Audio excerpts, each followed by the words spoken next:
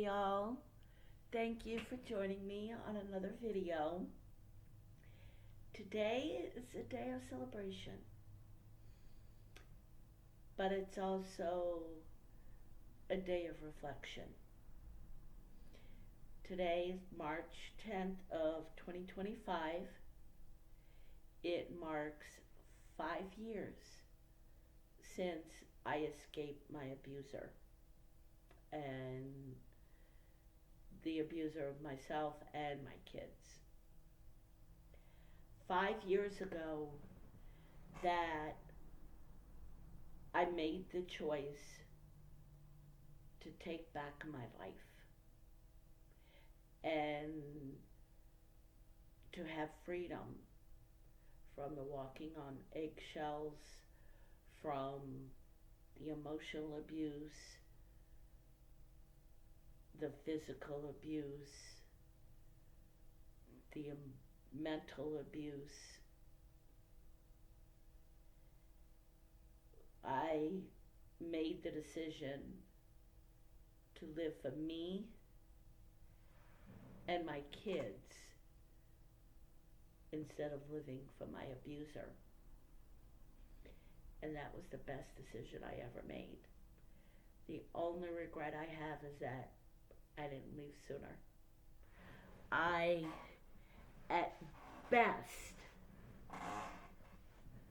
should have left 13 years sooner than what I did. I should have stayed gone back in '07. But after I had left him, had the protection order put up, the whole bit, I made the mistake of wanting to see what he had to say for himself. So I confronted him. And of course, he told me everything I wanted to hear, and then some. And I deeply wanted to believe him. Deep down, I have to admit, my gut was telling me, I don't know about that.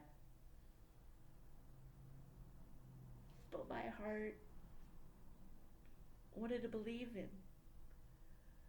Wanted to believe that somewhere down deep, he did really love me.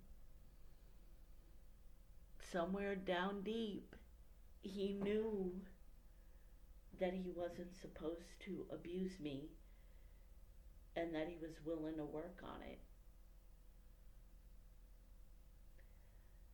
The first inkling I had after I got the protection order vacated and he moved back was he started putting things on me, saying it was both of us. He was taking some of the blame, but it was me too. Because I wasn't disciplining the kids like I should have. I was being the cool parent. When he started pulling that, I got a knot in my stomach. And I remember thinking, oh my goodness, what have I done? But at that point, I couldn't go back on what I did because I would look like a fool if I tried to do another protection order in front of the judge. Judge probably wouldn't even sign off on it. And I'd look like a fool in front of everybody. So I decided, no, I'm going to work on this. I'm going to do the work. I didn't realize then what I realize now, that it was, not only was it he that had to do the work, that even if it was both of us, which I'm not saying I was innocent, but no matter what I did, I didn't deserve the abuse. But let's say it was 50-50. I can do the work on me, but there was no way I could ever make him do the work on himself. That's where I was mistaken. Well, one of the ways that I was mistaken. Another thing was thinking that deep down the man I married is still in there. I realize now, 5 years after I escaped, that the man I married never existed. The man I married was a fallacy, a big mask that was put on to hook me because I was just a means to an end. He wanted to move from out of his mother's place, which I totally understood that. I mean, in addition to being 23, living with his mother was not a picnic. But instead of trying to get a job and earn more money, or he had a job but get a different job to earn more money, he decided that he was going to filch off of me because he saw that I was strong and saw that I had a work ethic, and so he decided that he was going to use me.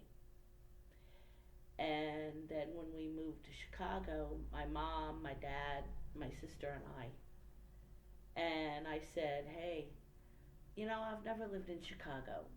Well, we lived outside of Chicago, the burbs, but still. I kind of want to give it a try, just to see. Well, as he tells the story, as he always told the story, that was the night he got scared that he would never see me again. And he realized how much he loved me and couldn't do without me. What I realize now is he was scared out of his mind that I wasn't going to come back down to New Orleans and we weren't going to move in together. And so he wasn't going to be able to move out of his mom's place and live on his own with a roommate. So he did what he knew would get me. He proposed. And of course that got me. And the rest is history. Some people ask if I can pinpoint when the abuse started. Not really. It was so subtle. I've often described it as like a frog in a pot of water. They don't realize that it's the very water that's going to cook them. They're just in a nice pot of water, enjoying the water, and by the time they realize it's hot, it's too late. They're dead. And that's basically how it was with me. It was so subtle. And like I've explained before, being as I had a father who was just as emotionally abusive and physically, this was not really out of the realm of normal for me. This was my normal. And it, yeah, my mom married my stepdad, whom I refer to as my stepdad strictly for clarification. He was more of a dad to me than my father was. My stepdad was the man that any woman would want to marry. My mother could do no wrong. To the day he died, they were married 25 years. And to the day he died, she was his bride. Worshipped the ground she walked on, practically.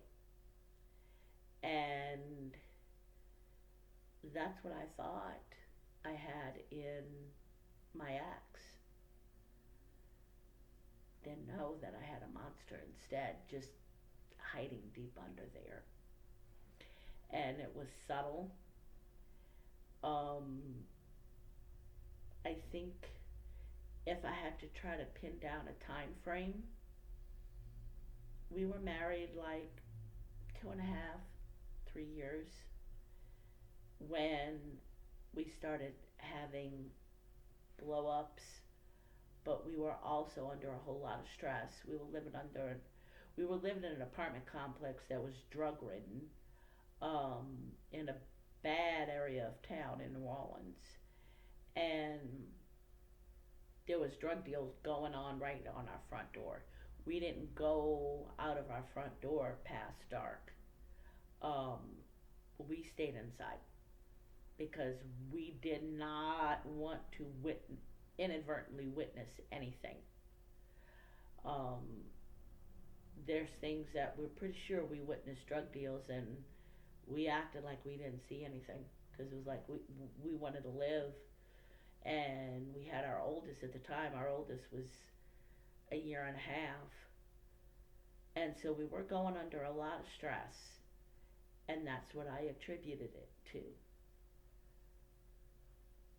But looking back, the stress may not have helped, but it was probably going under that stress that caused his mask to start falling off, because I stayed at home with our oldest child because we couldn't find a job. We both couldn't find a job that worked around each other's schedules. The only one we could find was I was working at McDonald's for a while he worked at a little mom and pop restaurant. When I would get off of work, he would go to work. But that meant I would have to get up at 5 in the morning, no, 4 in the morning, to be to work for 5, to work the breakfast shift at McDonald's. And that was way too hard for me. I am not a morning person. I could go to bed at 6 o'clock at night to wake up at 4 in the morning, and it would still be hard on me. It's just not how I'm wired. And it became very hard, and I eventually quit.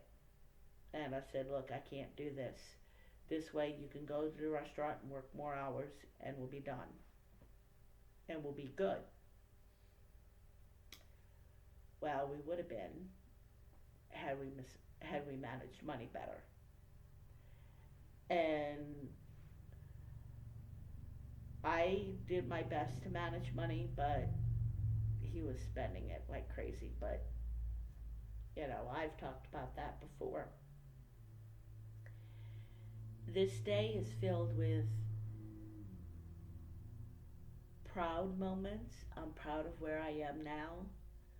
5 years ago, I don't think I would have thought that I could be where I am now. In an apartment that is my own, that I've never shared with him, with living room furniture and bedroom furniture that are brand new, that I paid off myself. It was through rent to own. But I still paid it off. It was brand new, paid it off myself. My own vehicle that I'm making payments on. A job that I absolutely love.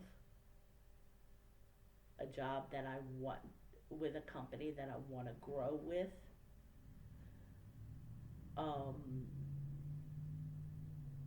I'm strong, very resilient. God has made me resilient.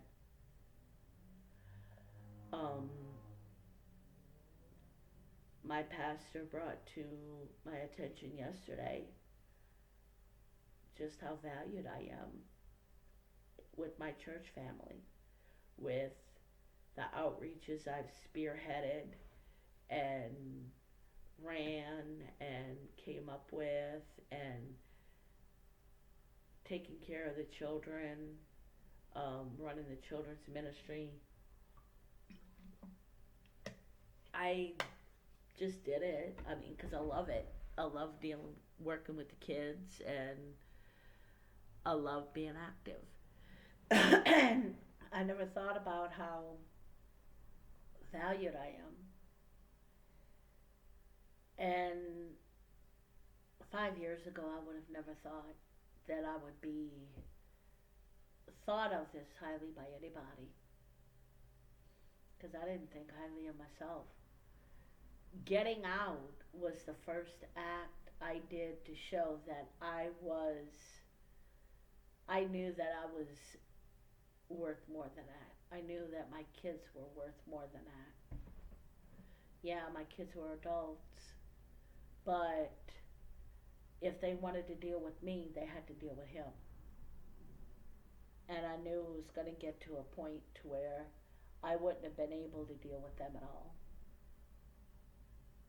because he always said that if I talk to them when they don't like him, then I'm siding with them over him. Our children. Yeah. And, I reflect on what my life was like before I made the decision, but I also reflect how I wish it had been. I wish I could have had what I have now with my ex. But there was no way, because he was like a syringe with a big old needle that would just literally suck all the life out of you. I look at pictures of selfies that I took right before I left him, and then even a few months after I left, and there was a world of difference.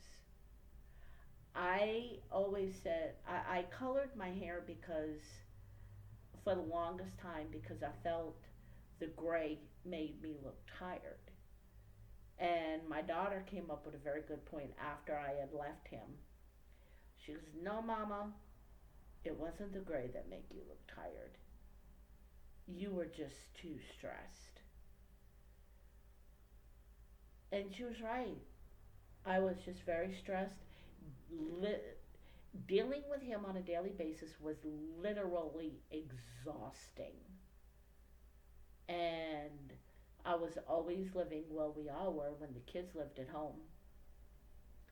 We all lived on fight or flight mode, ready for the other shoe to drop, always ready for the other shoe to drop, trying to gauge his mood simply by how he opened the front door or how he pulled up in the driveway.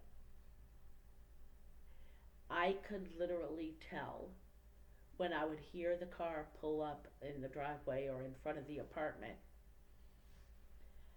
More often than not, I could tell what kind of mood he was in, simply by how he drove in.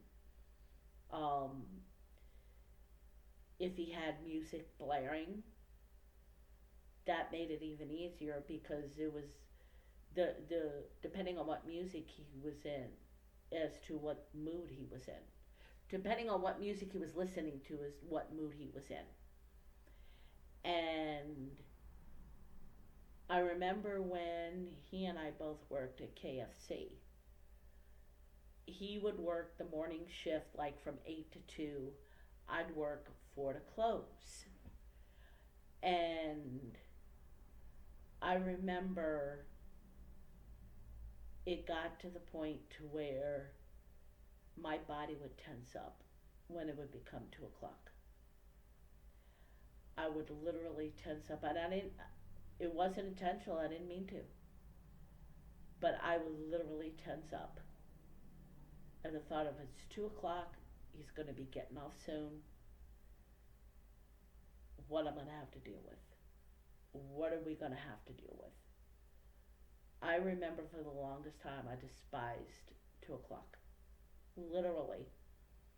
Even after he left, he got fired from KFC, and I left, and we were working.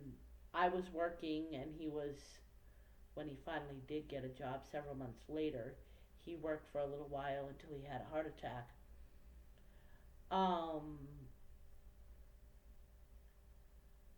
I was so used to bracing myself for 2 o'clock that when 2 o'clock came, it was like a trauma response. And that is definitely something I don't miss. I love my life now. Yeah, it has its moments, but all in all, I love my life. I get to live in my own place as I see fit, decorate as I see fit, and live in peace and quiet. When I go to bed at night, there's quiet and not yelling and screaming, because of course at night when I'm getting ready to go to bed, that's when he would start the biggest arguments, which I know now was by design to cause sleep deprivation. And so I guess what I'm trying to get at is, when you come across milestones like this, there's going to be a whole gamut of feelings. Good feelings, see where you've come from and where you are now. Still feelings of grief, though they may not be as hard or tough to deal with. Kind of wishing what you thought you married was really true. Grieving the life you thought you would have.